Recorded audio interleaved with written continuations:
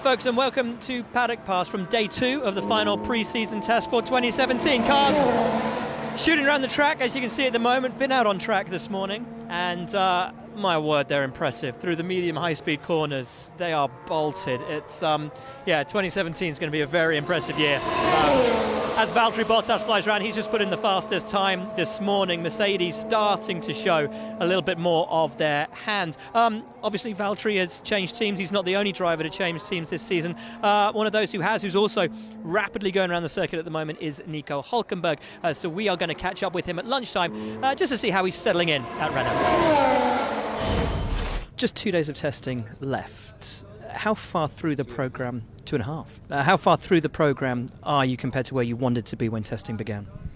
Not quite where we wanted to be. A little bit behind, to be honest. But that's why we're here. It's called winter testing, and so you start working, and sometimes you run into some problems and trouble, and you have to fix it, and then you get on with it again. But I think overall, I think the situation is not super bad. We're working away. Collecting a lot of data, learning more and more, so it's okay so far. I guess you learned the most when you've got difficulties placed in front of you. What have you learned about the team in the few days that you've been running with them already, and how much positivity does that give you for the season moving forward? Well, it's just a matter of working together with the new team, working together with obviously new people. That means at the same time, and the more you work together, the more you get to know each other, and things start to bed in a little bit. But still early days, but there's no big headaches from my side on that side. How much promise do you think there is in this car? I think there is good promise. I think let's call it the base is good. It's certainly a base where I think we can, if we put in the right development, that we can build on and make a fast car out of it. Now, earlier today, I went out on track to take a look at the cars in anger as they toured around the circuit to Barcelona, Catalonia. And I've got to say, for me, they look incredible. We started off on the main straight, and you can only tell so much from them in the straight line. But the biggest thing, and the really impressive thing, is how late they are braking. Well, not even braking, down into turn 1. They're almost just lifting, downshifting, and throwing it in. There's an incredibly quick change of direction then into turn 2 before they're full throttle all the way around turn 3. And it's there that you get an impression really of why the guys have had to do as much training as they have over the winter, why they've had to put on all the muscle, and why they've had to build up their necks just to hold the thing in through that flat-out right-hander. And then watching them through the really sort of fast corners, the medium to high-speed corners, it gives you a real impression of how fast these cars are going to be and how bolted to the circuit they are up through turn 9, that fast right-hander where we saw a couple of guys lose it on exit last week. Desperately impressive watching the cars go through there. And I think we're really going to to paraphrase what Nico Rosberg, reigning world champion, said when he came to testing last week, these cars are going to make the drivers gladiators once again, and I think that's a really great representation of how hard they are to drive. We can't really tell much from the testing times at the moment, but from what I've seen trackside, the cars that look very much together, I think the Williams looks fantastic. Felipe Massa putting in a huge number of laps yesterday and today, showing that while the car is fast, it's also incredibly reliable. The same is true for the Mercedes, for the world champions. Valtteri Bottas looking absolutely brilliant in that. The Ferrari I didn't see much of today. They had a bit of a problem this morning, didn't get out on track much, but what I did see, the car looks incredible. Also, the Haas looks like a very dependable, reliable car. I think that the ones who are really struggling, obviously, McLaren, the car is not fast, we know that. It is not reliable, we know that. And watching it going through the medium speed corners, really Fernando Alonso having to fight with it. It's snapping away at him, and he just doesn't look comfortable in it at all. Also, I'm afraid the Sauber doesn't look like a very happy car either. These guys down at Renault, they look like they've got a good car underneath them, and certainly from what Nico Hülkenberg was just saying, certainly a good base from which to go forward this season. The big question, though, obviously, is over Red Bull Racing. We know the Ferrari is quick when it's running. We know the Mercedes is quick when it's running. But there's a feeling in this paddock that we haven't quite seen everything yet from Red Bull. Do they still have an ace to play? One man who's been driving that car today is Max Verstappen. It seemed like a race sim this afternoon that stopped early. Was there anything wrong with the car, or did you just run out of fuel? Unfortunately, I didn't run out of fuel. No, we were 2 laps short of the race distance. So I think we got a lot of data. Unfortunately, we had to stop. I think it was a similar issue as what made us stop this morning.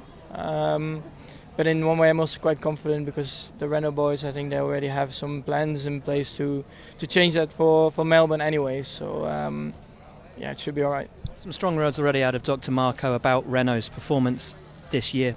Is it something that's troubling you? I always stay very positive, and I try not to think about it too much.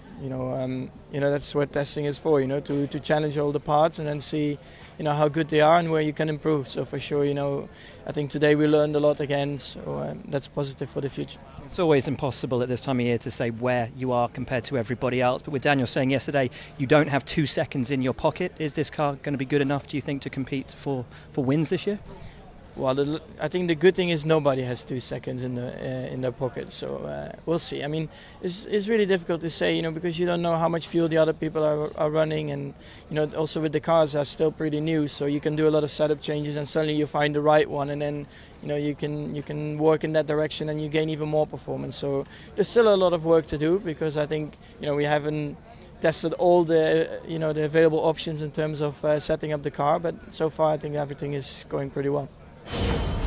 So Max Verstappen then seemingly unperturbed by finishing the day and the session a little bit early. He said it was a recurrence of this morning's problem. That was an MG UK problem, which saw the team have to change the power unit. And Lee, it's not the first time this week that Renault have had issues with their power unit, both here at Red Bull Racing and further down there at Renault itself. Do you think that's something the team's got to worry about, despite finishing the session 4th quickest? I'm not sure about Red Bull. I think they're probably in pretty good shape. But what is worrying is Renault. I mean, Jolyon Palmer turned less than 30 laps today. And, I mean, when you've got 8 hours of testing and you've turned less than 30 laps, that's a big concern, I think. And given what happened yesterday, like you said. Yeah, and obviously he ran, I think, 15 laps yesterday. So Jolyon not with a lot of running at all. Things seemingly going really well for Mercedes, though. Again, Valtteri Bottas topping the times today. He spent all morning out there on track. How good does that car look out there?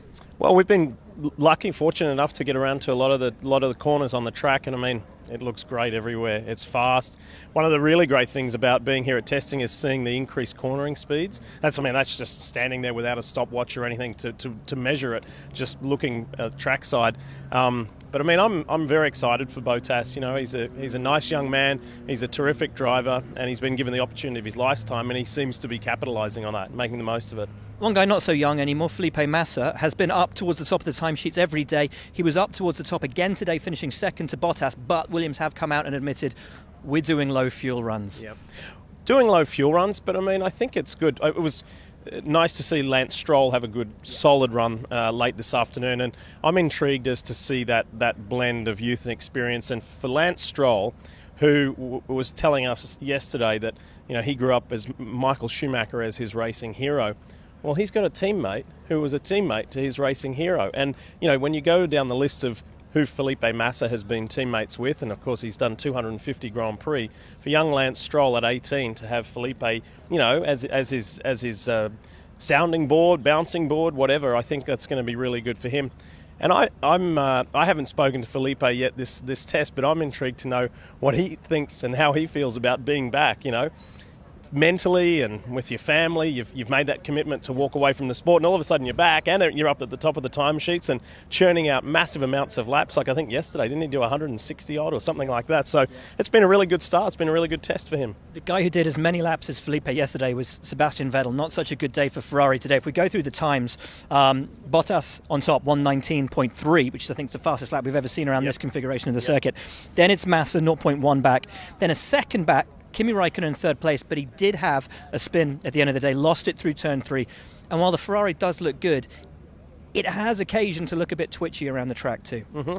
Definitely does. Just something that triggered a thought was you listing those times there. Last year's pole position here with Lewis Hamilton was a 122 even. They're already down into the 118s, as you mentioned. Yeah. Can you imagine if they get down to the 117s or even a 118 even? Yeah. 4 seconds a lap faster within the space of a year. I mean, that speaks volumes as to these new cars. And it's cold. at the moment. It's not as warm as we get when we're here for the race. Just jumping back to your point on Ferrari, that did look a little bit nervous, but I think generally it looks better. I mean, just everything, the whole package, and even people, up and down the lane are saying, I think Ferrari are going to be closer, because that's the question we all ask ourselves, right? Who's going to be the closest to Mercedes-AMG Petronas? So I think it's off to a decent start for Ferrari. One team we know is not going to be up there is McLaren. Once again, another troubling day for them. Limited running. The team said that was part of the plan, one would imagine, so they don't have to try and change the power unit that's causing them so much problems. How much trouble do you think McLaren are in? Well, I'm really disheartened by this story, because we were here for their first hybrid, their first iteration of their hybrid, to watch that. I don't think they could complete 6 straight laps, and it was a really frustrating, worrying start. And then we've lived through, and as you folks have watched, the turnaround. Last year was their best year, but when you think about the enormous amount of money that Honda has invested and that McLaren's had to find, and that they've invested human resource-wise and money, at the end of 2 years, Honda's got a 10th place in the championship to show. That's a lot of money for a 10th place finish, and here they are in year number 3 of this hybrid era, and it's like, what have you got to show for it? And again, we're testing, and there's nothing. It doesn't seem like there's anything to get too excited about. The team has come out and said we don't have major handling issues. It's a Honda power unit issue. So already there's, I don't know, for me it seems like there's a division. Last year it seemed like they were more cohesive, and they were going in the right direction. And Jenson Button and Fernando Alonso got into Q3, several times. Fernando was regularly finishing in the top, say, 6 or 8, and that's how he got his 10th place championship. But it seemed like a more cohesive unit last year. This year it seems, if they're saying, if Eric Boullier and the team are happy to say that publicly, like to members of the media, what's really going on behind closed doors? It's funny, isn't it? Because Honda has always been better in Formula One, has achieved more success as a engine provider, or a power unit provider, as it would be termed now, rather than a team in its own right. As a team in its own right, only have had 3 victories. But as an engine provider, it always seemed to get the job done. And yet now, in its current iteration, it comes back in. The power unit wasn't up to scratch. Over this winter, everybody's been given the opportunity to completely go out, redesign their power units from what they've learnt over the last 2 seasons. Everybody's come back with better, more efficient units. Except Honda, who are now going through exactly the same issues they did when that power unit first launched. I mean, how long do you think they've got before that relationship is soured irretrievably? That's a great question. I mean, I don't think long, because you can't. I mean, you've got to get results. You've got to get return on that investment, and those results aren't coming. And what are we going to be doing? Are we going to be standing here in another 2 years' time saying, well, it's year number 5 now of their hybrid project, and there's still, and when you look at the team, it's been years since they've had a podium, years since they've had a win. I mean, there are young staff members at McLaren who have never experienced a podium celebration, when you think about it. We were looking at the stats, weren't we? And for McLaren, it was 2014 for a podium. Yep. In Australia. That was in Australia, so that's 3 years ago now. For a Constructors' Championship, we're looking back at 1998. I know. Which is crazy. I know. And for Honda themselves to have achieved a podium, it's 2006. And look, when you walk down pit lane and McLaren are further towards pit out, I don't know, this is just my take, there's no pit gantry up there. They're not practicing any pit stops. There's unbranded shields blocking the garage. There's no pit wall, where the engineers sit. To me, it just doesn't look and it doesn't feel like we've come to know McLaren over all these decades. And that might be a silly, incorrect observation, but I was talking to Steve Matchett and David Hobbs about it, and David drove for McLaren, and he kind of feels the same way. So I hope that means nothing and they turn it around. But it seems to be a pretty shaky start to the new season. Let's finish this on a positive note, though. Who's impressed you? Not just from their pit gantry and the way that they're set up in the pit lane, but from looking at them out on track, the lap times you've seen turning, and I get reliability and the sheer number of laps that they've turned out over these past few days. Bottas and Ricciardo. But I don't mean to not say anything about Lewis Hamilton or Vettel or Raikkonen, but just those guys have impressed me so far. But on a big general scale, just everything. I'm excited about 2017 Formula One. The cars look great, with the wider tyres, and they look more together, and they look tougher, and they look more like race cars. There's a lot of excitement up and down the pit lane in the paddock that, we're still not there noise level wise. We're not back to the good old days, but the cars are a little bit louder. They sound somewhat better. And I just think there's a lot of positives to look forward to. They do look fantastic. Lee, thanks for your insight as always. We've got 2 days of testing left before that's it, until we get to Australia. Can't wait to see how this finishes up, but we'll catch up with you more towards the end of the week, mate. Thanks for it. And that's it from Paddock Pass, and we'll be back with you tomorrow when Steve Matchett will come and give us hopefully some technical insight. Until then, we'll see you later. Bye-bye.